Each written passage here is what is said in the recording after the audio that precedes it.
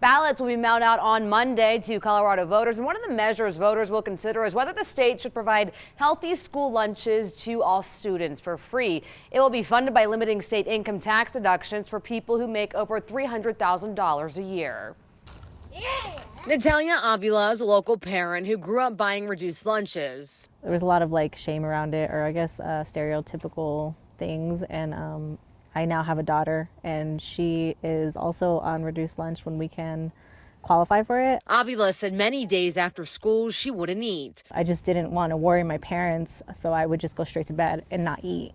She supports Proposition FF, which would provide free healthy school lunches to all students. They're not going to be stigmatized by having to negotiate in the lunch line with the lunch lady or being in a separate line because they're on free and reduced lunch. Patience Kabwasa is the executive director of Food to Power, a local nonprofit providing healthy food to families. We're seeing more people in our pantry. We know that families are having a harder time accessing food. The nonprofit is one of dozens statewide also in support of the measure. They say more than 60,000 kids in Colorado can afford school meals but don't qualify for free or reduced price lunches.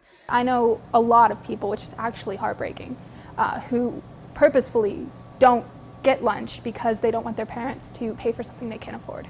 Elise Rafferty is a local high school student also in favor of the measure. She said food insecurity is something many children she knows has faced. I've always grown up very passionate about food equity.